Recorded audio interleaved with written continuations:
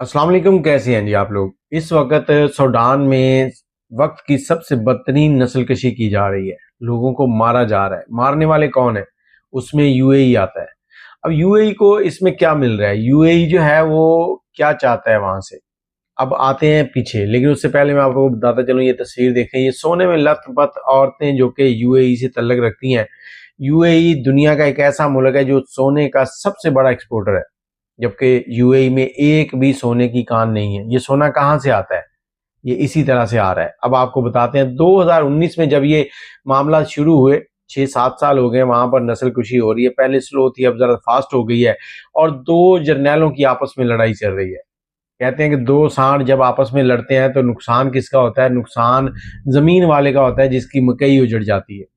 اب 2019 میں جب دو جرنیلوں نے آپس میں لڑائی لڑی اور وہاں پر رجیم چینج آیا، اور اس رجیم چینج میں جن چیزوں نے حصہ لیا اس میں ایک ریپڈ فورس تھی جو کہ دہشت گرد جیسی تھی، اور 1 لاکھ لوگ کام کرتے تھے، اور ان کے سربراہ کا جو نام تھا وہ تھا ابو لولو، اور دوسرا تھا وہاں کا آرمی چیف۔ ان دونوں نے مل کر وہاں کی حکومت جو کہ عمر البشیر اس کی تھی، اس کا تختہ الٹا اور عام حکومت کو وہاں سے ختم کیا گیا۔ اور عمر البشیر کے ساتھ جو اس وقت معاملات ہوئے، وہ ہمارے جو اس وقت موجودہ معاملات چل رہے ہیں نا ایک سربراہ کے ساتھ، سیم ایسے ہی اس کے ساتھ کیا گیا۔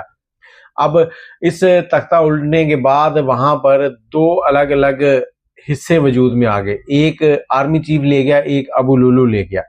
اب جو ابو لولو تھا اس کے پاس جو حصہ آیا اس میں سونے کی کانیں نکلنی شروع ہوئیں، اور ایک اسی دوران ساؤتھ سوڈان تھا۔ ساؤتھ سوڈان جو بعد میں ایک الگ ملک بن گیا، وہاں پر تیل کافی زیادہ تھا۔ ان لوگوں نے اس کو لڑا کے الگ کروایا، اور الگ کروانے کے بعد وہاں پر جو تیل تھا اس کو حاصل کرنا شروع کر دیا یہ جو یورپی ممالک ہے۔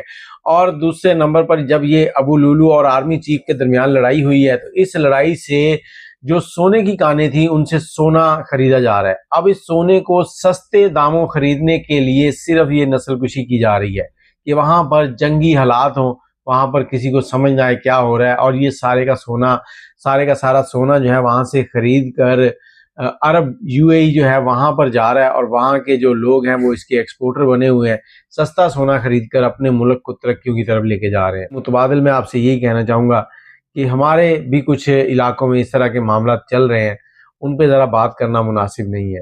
باقی آپ سمجھ گئے ہوں گے کہ میں کیا کہنا چاہتا ہوں۔ اللہ حافظ۔